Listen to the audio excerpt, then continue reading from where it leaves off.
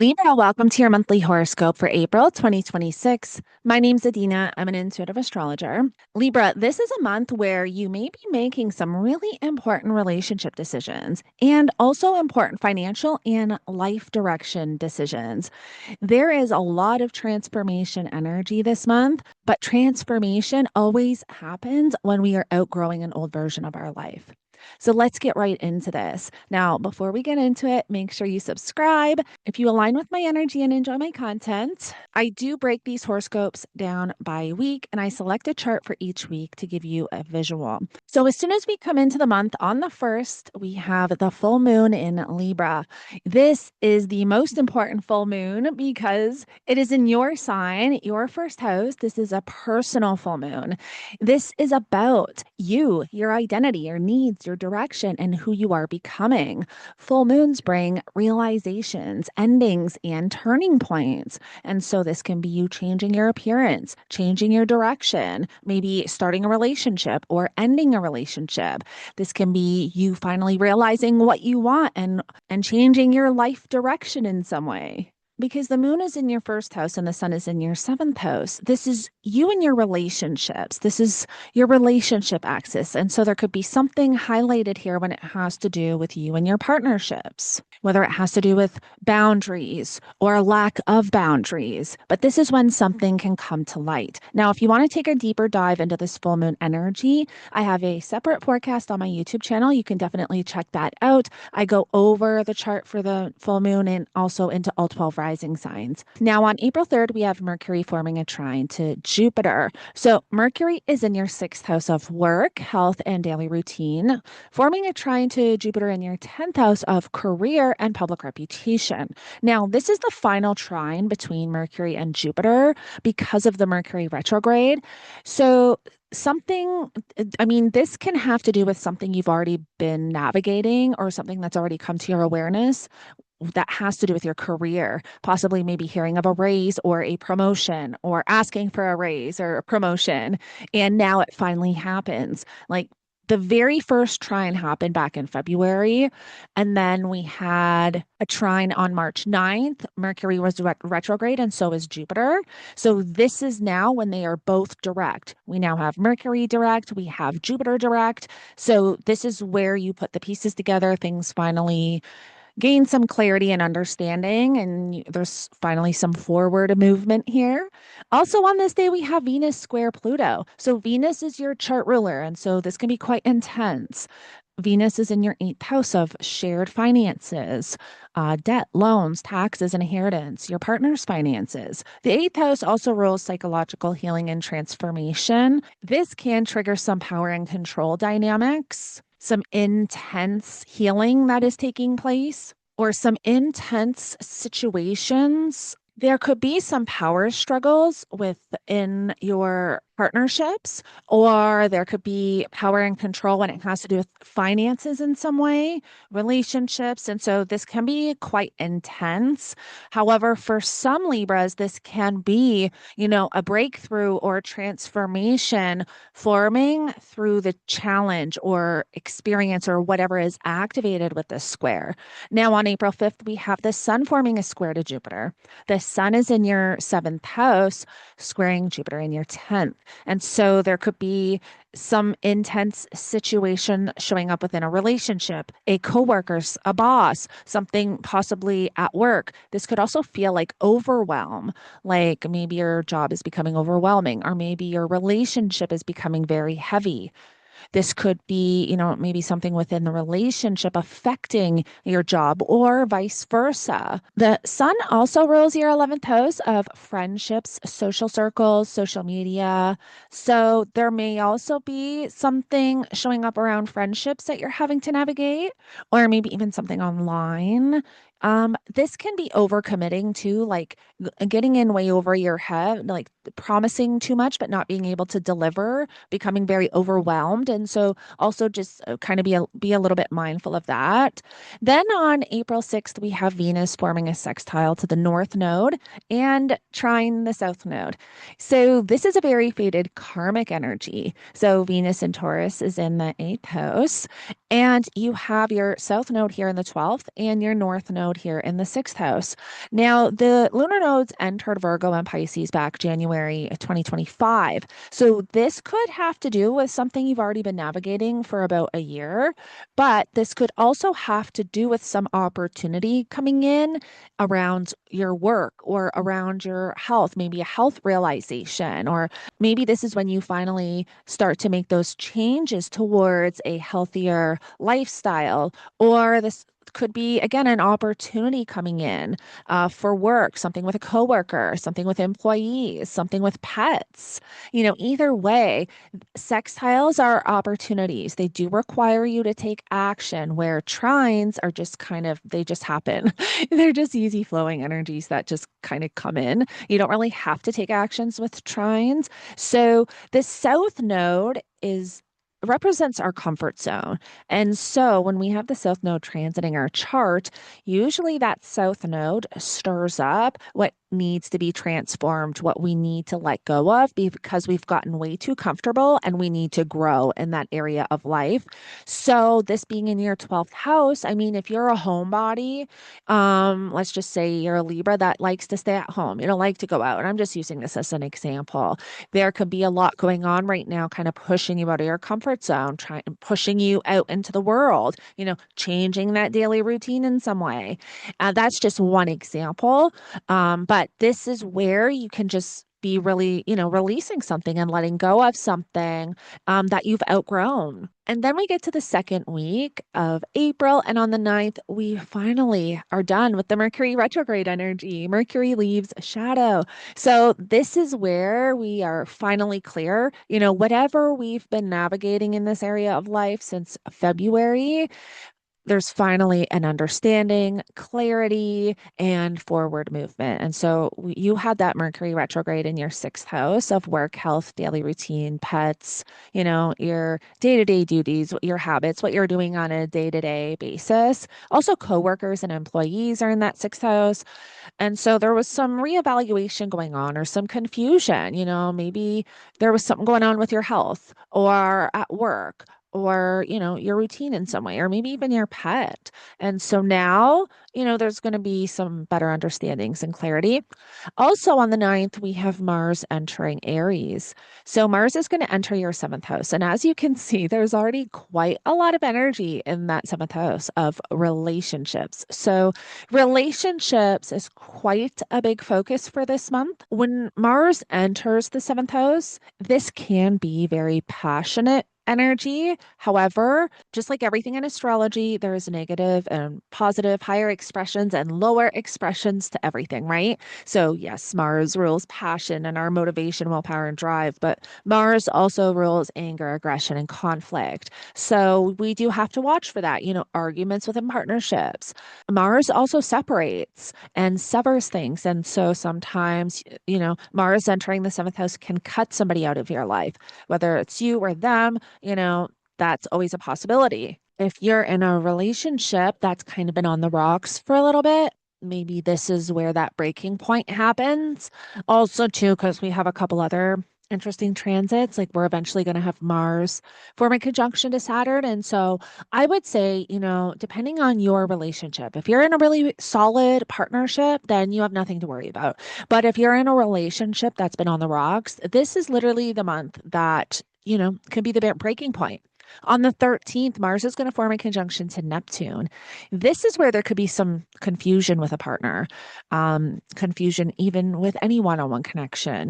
This is also business partnerships, all your close one on one connections. And so this is where you just want to be careful of deception, seeing people with rose colored glasses. So I would not make any big relationship moves on the 13th because there can be something that you're not seeing clearly. And then on the 14th, Mercury is going to enter Aries, bringing more focus into that 7th house of relationships. So now your minds are really on relationships. And then we get to week 3, and on the 16th, we have the sun forming a conjunction to Chiron. And so there could be something triggered here. Chiron rules our wounds, our vulnerabilities, trauma. So when the sun forms a conjunction to Chiron, this can be extremely healing energy. Like there could be something you're truly healing from when it has to do with partnerships and boundaries and people pleasing and, putting others before yourself, and having trouble with boundaries. And so this is where there could be something taking place, and you are healing something almost within to where you feel more empowered or you're able to step into your power more. This could be something happening with a partner. There could be something triggered here, activating, fears around rejection or abandonment or fears around confrontation. This could have to do with people pleasing or not feeling like you can speak up for yourself. So there could literally be something activated here, forcing you to heal from relationship patterns, or there could be something clicking here where you are finally able to heal from, relationship patterns. Also on the 16th, Mercury is going to conjunct Neptune. So this is also where you could receive a lot of intuitive downloads or epiphanies. It's a very spiritual energy, but this is also when we can experience a lot of brain fog, cloudiness. I would not make any important decisions on this day. Again, it's all in your seventh house. And so, whatever you're navigating around relationships and partnerships, there could be just a lot of confusion. This could be just a confusing time of the month. So, I don't want to say like I wouldn't make any rash decisions. You want to make sure you have the facts. You want to make sure that you are, thinking clear headed, and you don't have, definitely make sure you don't have rose colored glasses. That's literally Mercury conjunct Neptune, rose colored glasses. But yeah, this is just, you just want to be, cautious, careful. But yeah, just make sure, you're seeing people for who they are, not who you want them to be. And then on the 17th, we have our new moon in Aries at 27 degrees. And so this is your relationship new moon. This is a good time to set intentions to, draw people into your life that are in alignment, or even clients or business partners or, anything along those lines. This is a good time to set those new relationship standards. And then on the 19th, we have the sun entering Taurus. So the sun's going to shift into your eighth house, and Mars is going to form a conjunction to Saturn in your seventh. And so this can be intense. This is both malefic planets. So when we have Mars forming a conjunction to Saturn, this is where there could be action taking. Like, so this could, again, look two ways. Saturn rules commitment, long-term stability, responsibility, discipline. Saturn wants to build something foundational over a period of time. It's not about doing something quick, it's about doing it properly, doing it right. And so this can be where there's a really solid partnership formed. This could be, when your partner, because Mars is the ruler of that seventh house, asks you to marry them. Like, this could be an engagement, literally. That would be the positive way of this showing up. Or this could be a relationship ending because Mars also severs. But this is taking solid action towards something when it has to do with a partnership. So, marriage partnership, business partner, any of those one on one connections.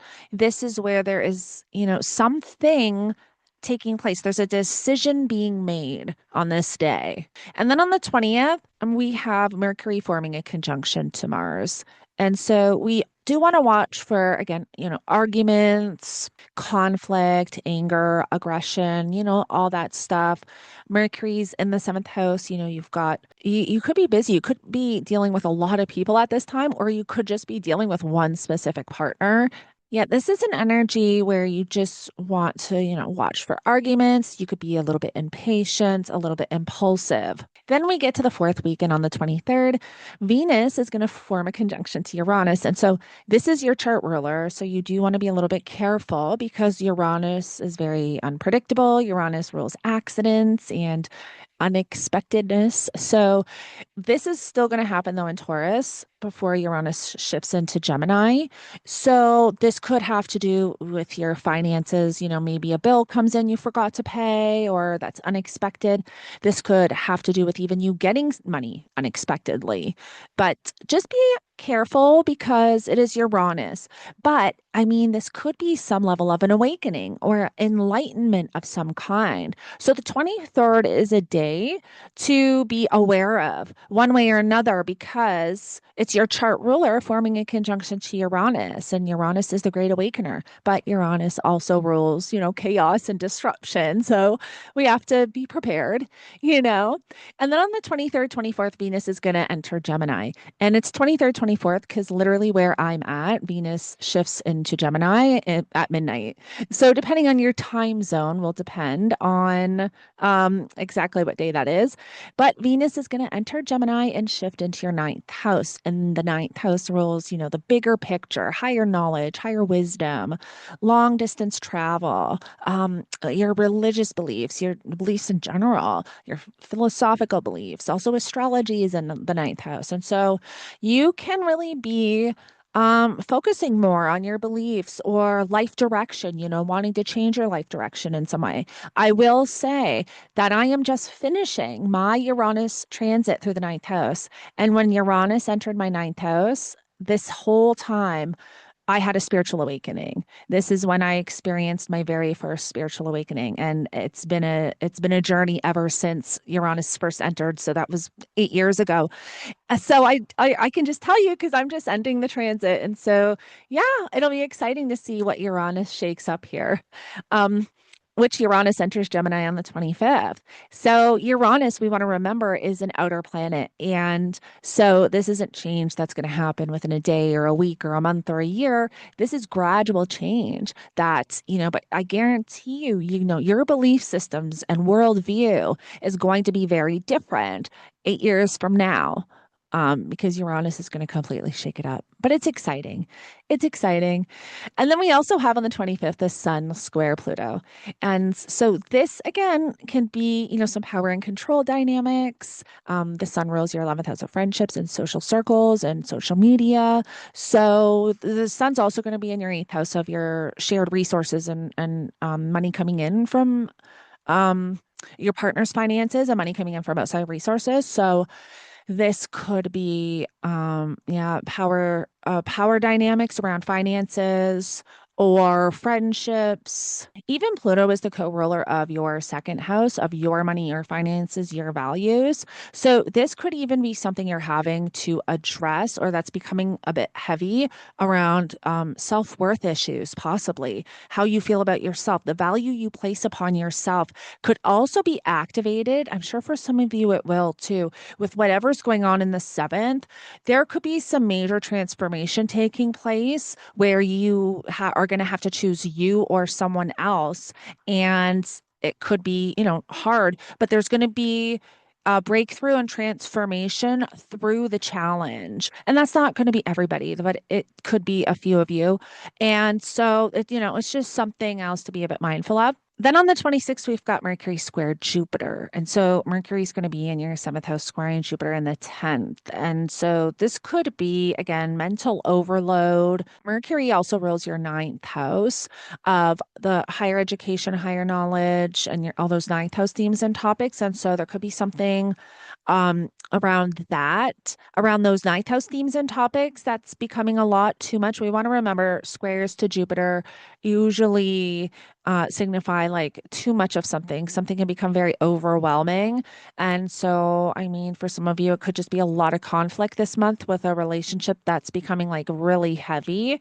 Or there could be, whatever is going on within this area of life, your relationships and one-on-one connections, whatever you're having to deal with, it's just becoming very mentally exhausting. Also, on that day, we have a sextile between Venus and Neptune. So, Venus is going to be up here in your ninth house in Gemini, sextiling Neptune. And so, this can be great for romance and creativity. This could also be great for teaching, content creation, and creative work because you are up in that Venus is up in that ninth house too. So, this could be Really good for spiritual work, creative projects, artwork. And then on the 28th, Venus is going to form a trine to Pluto. And this is where you can have some really deep, some really powerful transformation taking place on a deep level. So Venus is going to be in Gemini, trining Pluto in Aquarius in your fifth. And so, yeah, this is going to be very transformational, whether it's that you're changing on a very personal level, whether it's a relationship that is changing you, whether it is, a business partner or your career that is changing you. But there can be something happening on this day that is transforming you in some way. This can also have to do with your finances because Pluto is a co-ruler of your second house, which is again, your values, your self-worth, but also your finances. So this could be really positive for your finances, or there could be something really transforming and shifting internally when it has to do with the value that you place upon yourself. Then on the 29th, Venus is going to form a T square to the nodes. And again, this is very fated, very karmic energy. And this is almost where there's two paths ahead, and you have to choose which path you're going to go down. This could have to do with a relationship. This could have to do, with whatever it is that you're kind of releasing in this area of life and moving into in your work, health, and daily routine area of life. But this is a day where you are going to have to make a choice, or you're going to feel almost pulled into directions. Because it's very fated, very karmic, it's almost like the choice that you make paves the road ahead and determines the direction, almost the life direction that you're going to be moving into. Libra, April is a relationship and life direction turning point month for you. This month is about your identity, relationships, partnerships, contracts, shared finances, emotional bonds, your life direction. So it is a pretty big, pretty deep, pretty heavy month. If I could give you one piece of advice for April, it would be to choose relationships and life paths that allow you to be fully yourself, not smaller versions of yourself.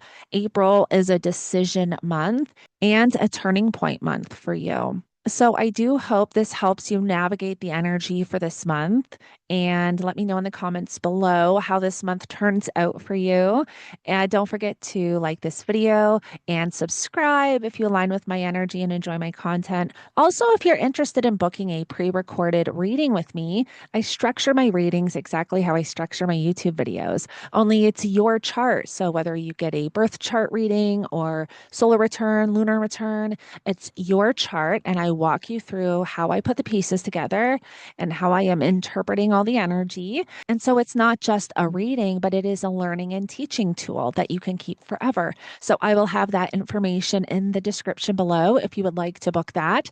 Also, join the Cosmic Circle on Patreon. I am in the process of building a new community. I will have exclusive content on Patreon, monthly lives. I also have bonus episodes to my podcast on Patreon, which my brand new podcast, Adina's Diary, is now on YouTube if you want to watch it. It's already on Spotify, Apple Podcast, Amazon Music, and Podbean, and now on YouTube. So you can actually get to it from my channel. My podcast is actually about healing from toxic relationships. So Libra, this might align with you, with some of you. Narcissistic recovery. I tell my story. I'm eventually going to have others on to tell their story. And on Patreon, I am creating a space and a community so that people don't ever have to go through this alone. If you listen to my podcast, you'll kind of know my story and what I've gone through. But I don't ever want anybody else to, have to go through this alone because it's very difficult. And there is not a lot of support out there for people that have gone through what I've gone through. I also have PDF guides on Patreon too, for certain things. And so, yeah, if that aligns with you or resonates, make sure you check out the podcast. I will also have the information for that in the description below. So, Libra, I hope you have a fabulous month, and I will connect with you in the next one.